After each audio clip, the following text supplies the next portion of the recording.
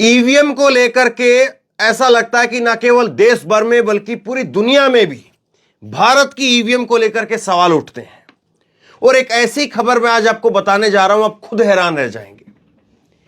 क्या ईवीएम खुलने से पहले कोई आदमी बिल्कुल सटीक, यानी करीब करीब बिल्कुल सटीक बता सकता है कि किस कैंडिडेट के कितने वोट आने वाले हैं?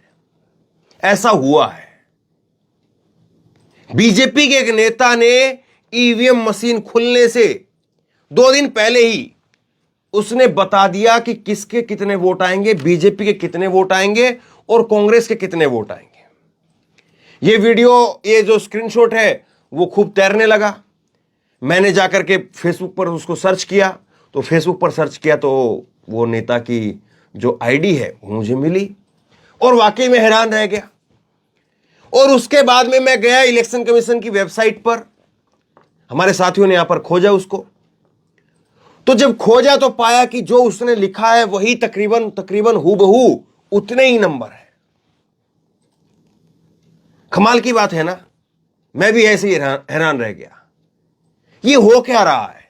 ईवीएम को लेकर के पहले ही इतने सारे सवाल हैं, इतनी सारी चीजें हैं। अब इस व्यक्ति के स्क्रीनशॉट ने तो सबको हिला करके रख दिया। मैं आपको दिखाता हूं। ये आप स्क्रीनशॉट जो है वो आप देखिए। ये स्क्रीनशॉट है, ये बीजेपी के नेता है। आप भी जाकर के चाहे फेसबुक पे ऊपर इनके नाम डाल करके अनिल, ये आप जाकर के सर्च करिए, आपको भी ये मिलेगा। और इन्होंने 5 दिन पहले, आज से 5 दिन पहले इन्होंने एक पोस्ट डाला फेसबुक के ऊपर। और क्या लिखा जरा सुनिए। खाचरोद नागदा, ये खाचरोद नागदा जो है वो उज्जैन जिले की एक विधानसभा है। उस विधानसभा को लेकर के इसने लिखा कि खाचरोद नागदा विधानसभा में कुल मत गिरे 1,78,364 मत। और अन्य प्रत्याशी उनके बीच को टोटल जो अन्य प्रत्याशी है उनको रहे 8,364 मत। भाजपा के जो प्रत्याशी हैं उनके पास मत गए 93,000। और कांग्रेस के कैंडिडेट के पास में जो कुल वोट डले हैं वो डले हैं 77,000 और भाजपा यहां पर जीत गई। ईवीएम खुलने से पहले इस व्यक्ति ने नंबर लिख दिए बाकायदा। देखिए, ये तो कोई भी बता देता है कि फलां सीट पर उसकी लहर है, फलां सीट पर उसका रुझान है, फलां सीट पर वो व्यक्ति जीत रहा है।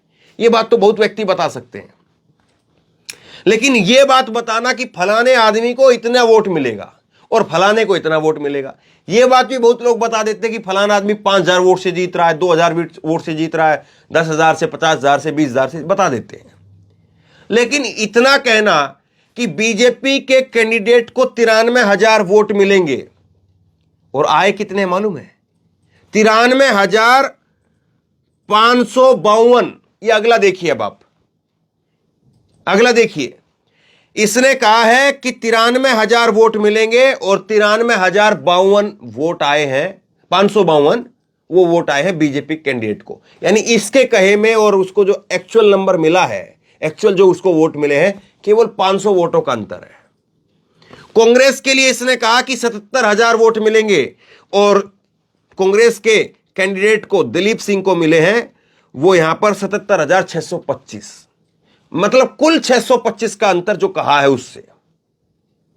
और इसके बाद में आप देखिए पूरा जो है इलेक्शन कमीशन का, मैंने पूरा उज्जैन का निकाल लिया।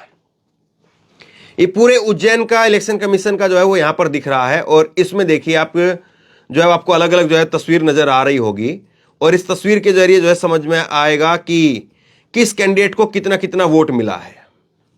और अगर कैंडिडेट के हिसाब से यहां पर बात करें तो यहां पर अलग अलग जो प्रत्याशियों का वोट देखेंगे आप, तो अलग अलग प्रत्याशियों का वोट वो जोड़ लीजिए, वो वही वोट बनता है जो इसने कहा था अन्य के लिए 8,000 वोट मिलेगा, वही वोट आया है। अब मैं इसकी स्क्रीनशॉट एक और दिखाता हूं, एक अगला स्क्रीनशॉट और देखिए। इसकी जो प्रोफाइल है फेसबुक के ऊपर अनिल के नाम से, वो आपको दिख रही है। और इसका जो टोटल वोट है जो इसने बताया है, टोटल वोट और जो मिला है टोटल वोट जो इलेक्शन कमीशन की वेबसाइट पर है, उसमें केवल 927 का अंतर है।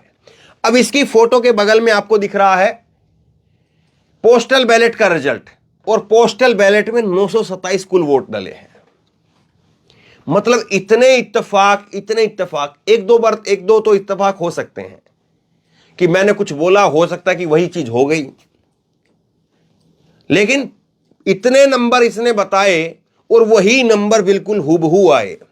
इसने तो वो जो धीरेंद्र शास्त्री दावा करता अपने आप में, हालांकि मैं इस प्रकार के दावों पर यकीन करता नहीं, लेकिन जैसे धीरेंद्र शास्त्री, एक दो और बाबा हैं इस तरह से जो पर्ची वर्ची निकालने का काम करते हैं, इसने तो गजब पर्ची निकाल दी है। अब ये गजब पर्ची निकाली है तब इसको पता है या कहीं और से इसको पता है? कांग्रेस के नेता दिग्विजय सिंह ने क्या लिखा है जरा देखिए। कांग्रेस के नेता दिग्विजय सिंह ट्वीट करके कह रहे हैं कि इन दो तस्वीरों पर गौर करें। लाल बैकग्राउंड में बीजेपी कार्यकर्ता लिख रहे हैं कि खाचरोद विधानसभा चुनाव में कितने वोट गिरे हैं और कितने वोट से कौन जीत रहा है।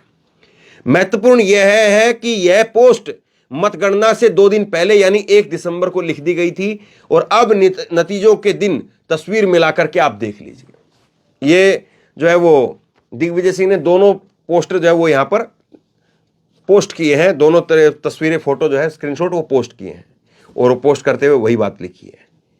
ये अब गजब नहीं तो आप बताइए और क्या है, क्या कहेंगे इसको आप?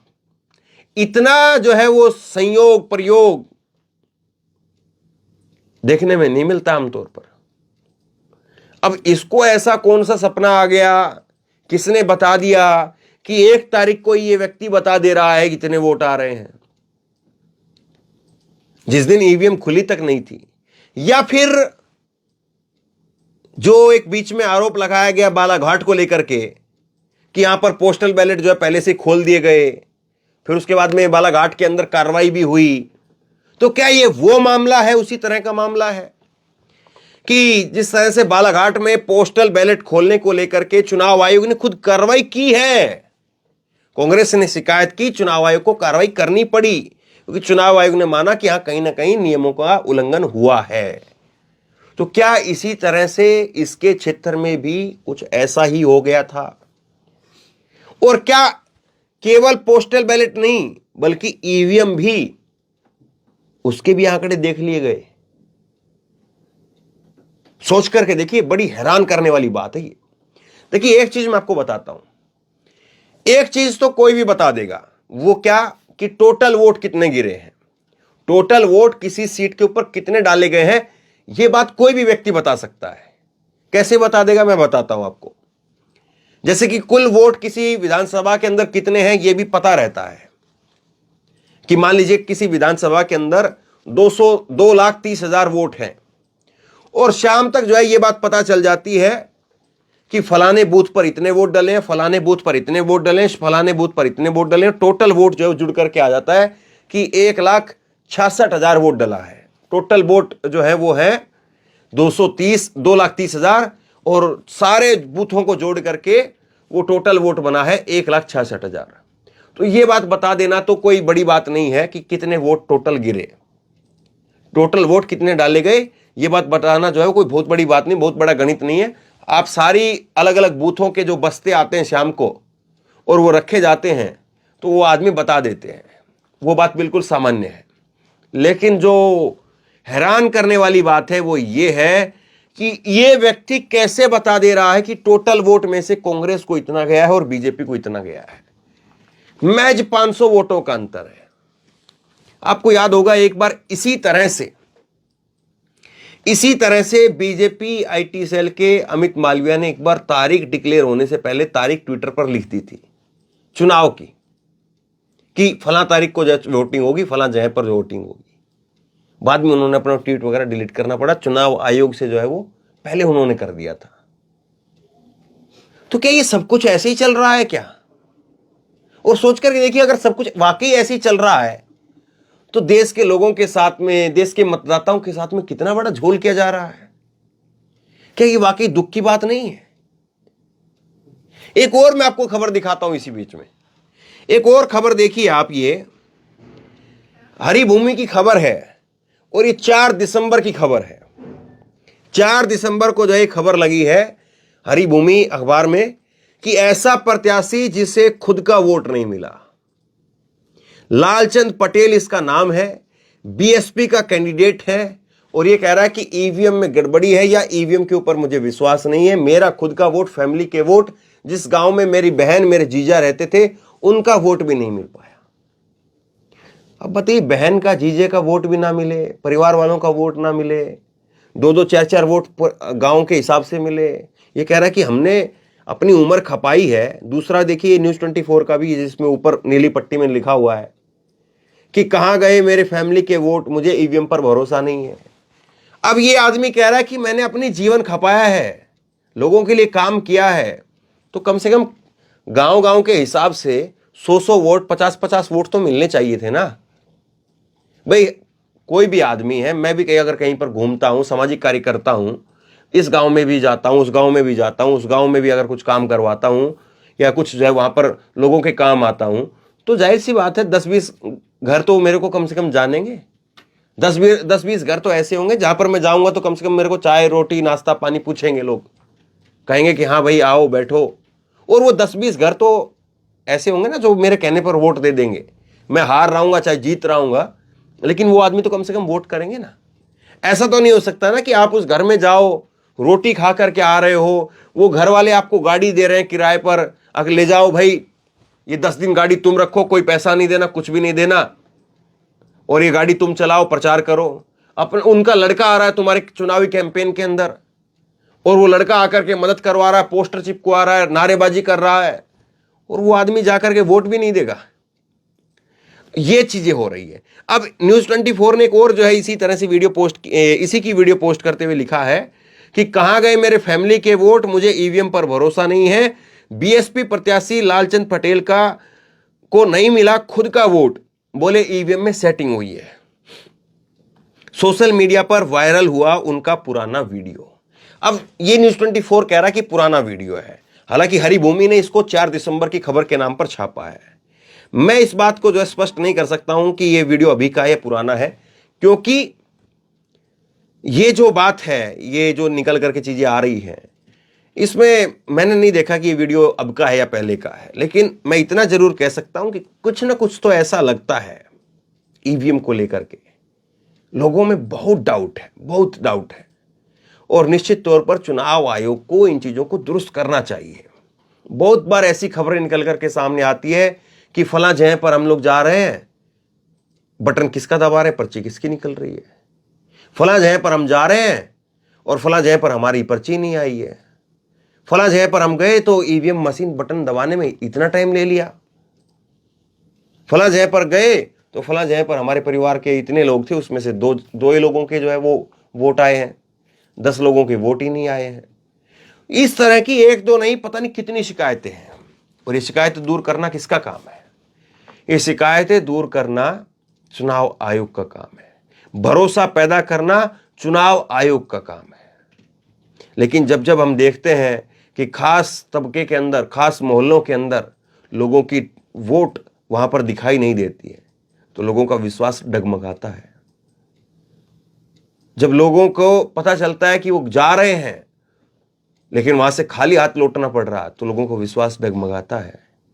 जब लोग कहते हैं कि इस बूथ पर हमने एक तरफा वोटिंग की है और फिर उसके बाद में नतीजे में वो चीज नहीं दिखती है, तो लोगों का विश्वास डगमगाता है। और इसी तरह से अब चुनाव के बाद में मैंने कई खबरें आपको बताई है। हमारा ये मतलब नहीं है बिल्कुल भी कि हम ये कह दें कि चुनावी प्रक्रिया में हिस्सा नहीं लेना चाहिए, या चुनाव में जो है वो बॉयकॉट कर देना चाहिए, या चुनाव पूरी तरह से धांधली के साथ हो रहे हैं, या चुनाव आयोग पूरी तरह से नकारा निकम्मा है। मैं ये बात बिल्कुल नहीं कह रहा हूं। और उल्टा मैं तो ये कहता हूं, जब जब ग्राउंड पर जाता हूं रिपोर्टिंग करने के लिए, तब तब मैं ये कहता हूं कि ये सबसे बड़ा त्यौहार है।